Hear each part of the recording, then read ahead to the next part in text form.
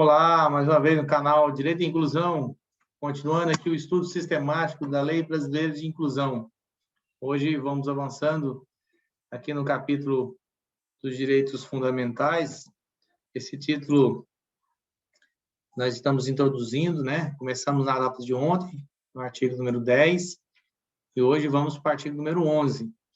A Lei 13.146, de 6 de julho de 2015, institui a Lei Brasileira de Inclusão da Pessoa com Deficiência, ou também conhecida como Estatuto da Pessoa com Deficiência. Vejam só, no título 2, então, dos direitos fundamentais, nós temos o capítulo 1 do direito à vida. Hoje vamos tratar do artigo 11, que continua ainda no capítulo falando do direito à vida.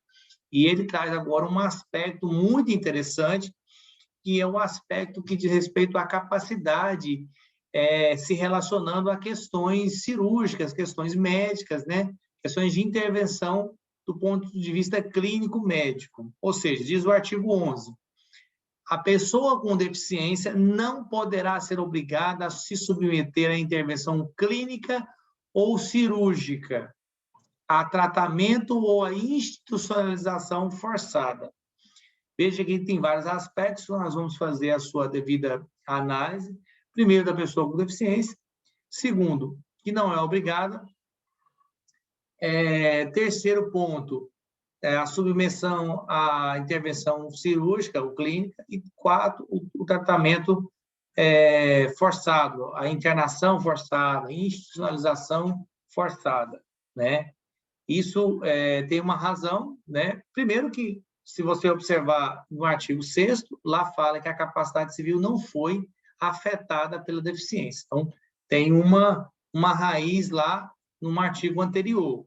E, avante, vamos vendo o porquê de que o legislador trouxe essa preocupação.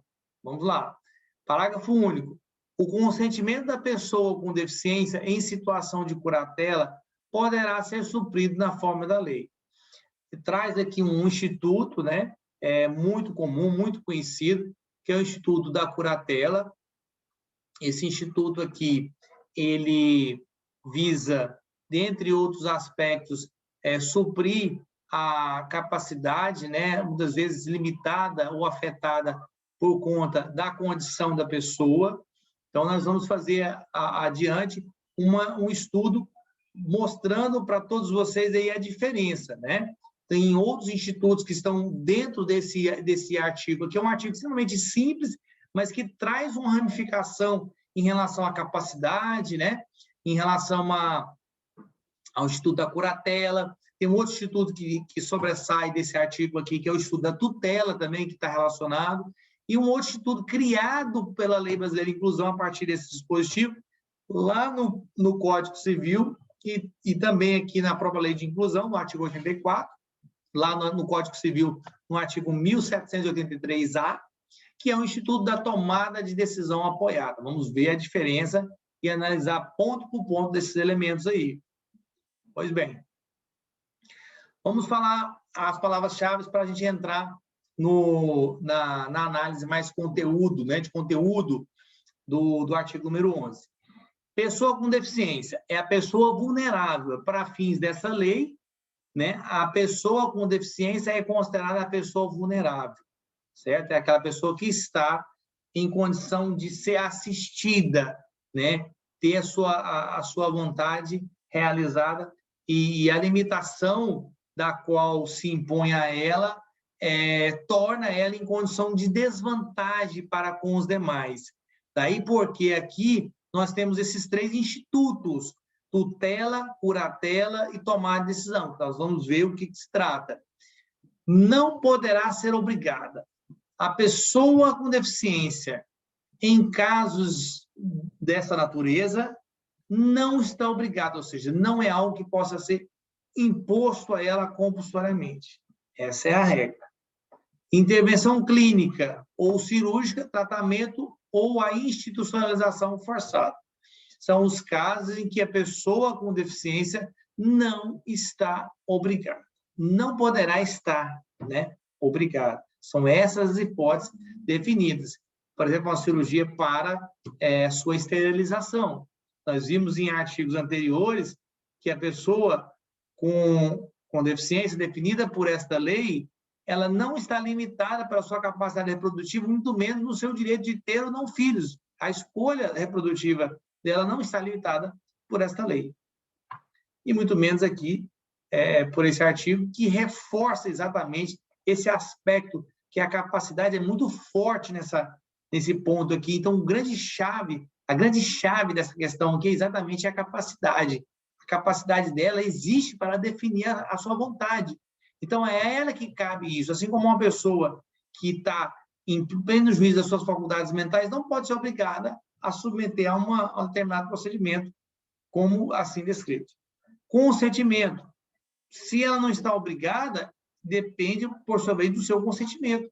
Por isso que ela não pode estar sujeita a isso sem a sua vontade. Consentimento é a manifestação livre e espontânea da sua vontade. Isso é o consentimento. E aí ele fala aqui no elemento curatela. Eu vou já entrar na diferença desses 3 elementos para que não fique isso uma lacuna nesse vídeo. Vamos lá. Vamos, então, aos institutos que são definidos aqui por essa lei. Nós temos, primeiramente, a tutela, depois curatela e depois tomada de decisão apoiada, que foi um instituto criado por esta Lei Brasileira de Inclusão. E só recapitulando, essa lei ela alterou lá o artigo 3º e o 4º do Código Civil, né? Inclusive do artigo 3º, que eram os absolutamente incapazes, só permaneceu a questão da idade, né? Acima dos 16 anos, né? Já é relativamente abaixo dos 16 anos, é absolutamente incapaz, que é o artigo 3º. Entre 16 e 18, é artigo 4º, os relativamente incapazes. Aí alterou a questão da capacidade, né? Reafirmando essa capacidade, e alterou também a criação desse Instituto da Tomada de Decisão Apoiada, um instituto criado pela Lei Brasileira de Inclusão, e fez reflexos aqui também na tutela e na curatela. Vamos lá. Tutela é o conjunto de direitos e obrigações conferidos pela lei a um terceiro, para que proteja a pessoa do menor não emancipado, ou seja, aquele menor que não tem capacidade, aquela pessoa menor de idade que não tem capacidade e que não se encontra sob poder familiar. Por que ele diz isso? Porque se ele está emancipado para fins do Código Civil, ele já tem a maioridade civil. Então, não precisaria da tutela. Se ele está sob o poder familiar, ou seja, tem um pai, tem uma mãe, ou um responsável legal, então o poder familiar exerce a tutela, ou seja, exerce a guarda, exerce o poder familiar, que é o direito e o dever sobre aquele infante. Né? Você tem o direito de dispor sobre o patrimônio ali, você tem o direito de estabelecer todas aquelas obrigações em nome dele, e você tem direitos, e pode cobrar direitos dele. Você pode tanto exercer os direitos, como cobrar o exercício das obrigações também. Então, você tem aqui a tutela como um elemento para suprir uma determinada situação que não se relaciona à sua deficiência. Não tem nada a ver com a deficiência aqui.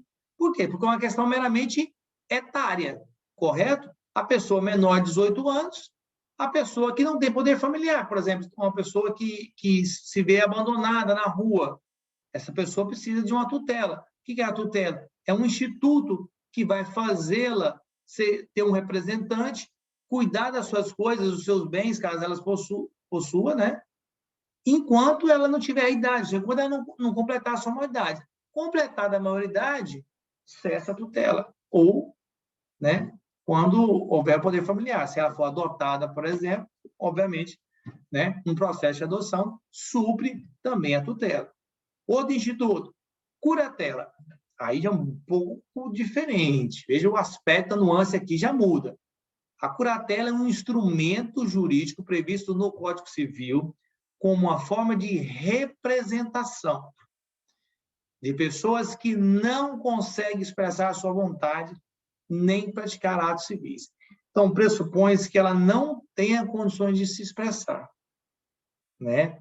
alguém que está muito idoso, acamado, né? Não tem condições de responder por si só, e às vezes precisa de um assistente do Estado, mas você não pode buscar assistência por ela. Então, se busca uma curatela para você cuidar dela e de tudo aquilo que lhe pertença, né? E você, muitas vezes, maneja uma busca de uma medida para ter uma assistência de saúde, né? Uma assistência previdenciária, né? Que pressupõe essa curatela, ou seja, a curatela ela lhe dá autorização legal para que você possa cuidar dessa pessoa que não tem condições de expressar a sua vontade. Correto? Que não tem nada a ver com a procuração, né? Porque a procuração, a pessoa está em pleno juízo, em plenas condições motoras, mobilidades, né? Locomoção e tudo mais, mas às vezes ela não pode se deslocar a determinados lugares por razões X ou Y, que não tem nada a ver com a sua expressão, né?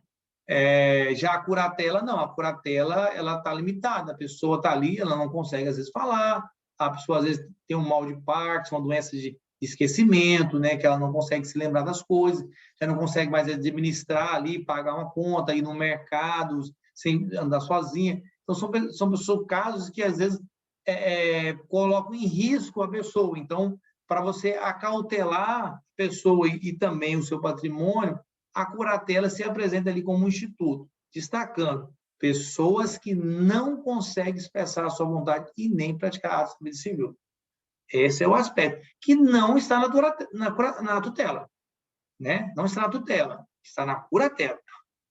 Terceiro estudo, tomada de decisão apoiada. É o processo pelo qual a pessoa com deficiência, veja que isso foi criado pelo Estatuto da Pessoa com Deficiência, e é para a pessoa com deficiência. Elege pelo menos 2 pessoas idôneas com as quais mantenha vínculos e que gozem de sua confiança para prestar-lhe apoio na tomada de decisão. Ou seja, decisão sobre os atos da vida civil. Ou seja, a pessoa, primeiro, ela com deficiência. Segundo, ela elege 2 pessoas idôneas. Então, significa que ela é a pessoa que promove a tomada de decisão, ou seja, ela que entra com esse pedido, que esse processo, ela tem capacidade para fazê-lo. O próprio artigo 1783-A do Código Civil assim o diz. A tomada de decisão apoiada é o processo pelo qual a pessoa com deficiência elege, ou seja, ela elege, não é alguém que elege por ela. Então, mais uma vez, ela tem a capacidade, e aqui é um instituto que ela pode eleger 2 pessoas que ela tem vínculo, que ela tem confiança, para lhe prestar apoio, para tomar de alguma decisão, para praticar algum ato civil, do qual ela, de repente, não tem conhecimento, não tenha segurança, ou não consiga fazê-lo sozinha. Então, ela pode, por meio dessa tomada de decisão, eleger 2 pessoas que vão, juntamente com ela, realizar aquilo. Toda situação, né, essa decisão, ela tem que ser feita perante o juiz vai designar isso, vai haver uma equipe disciplinar, vai ser ouvido o Ministério Público, enfim, e tomar a decisão que terá validade para terceiros e tudo mais. Então, veja que a decisão, a tomada de decisão apoiada, ela não está falando que a pessoa não tem condições de tomar conhecimento das coisas, né? A pessoa tem lucidez, a pessoa consegue se expressar, a pessoa consegue realizar a sua vida cotidiana, mas para determinados atos, não.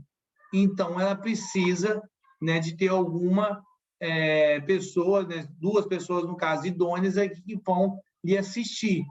Essas pessoas poderão tomar decisões em nome dela, obviamente que desde que estejam de acordo com a vontade dela. A vontade dela não está suplantada, né? Diferentemente a curatela, a vontade também não está, mas a pessoa curatelada não tem como consultar o curador, não tem como consultar o curatelado, saber, você concorda? É isso. Não tem como haver o encontro ali. A tutela, você faz, você não tem que perquirir também a vontade. Já tomar decisão apoiada, você tem que estar tomando os compromissos de acordo com os interesses da pessoa. Tanto que a pessoa que promove, né, a tomada de decisão apoiada pode revogar isso, pode entrar e pedir, não, eu não quero mais isso.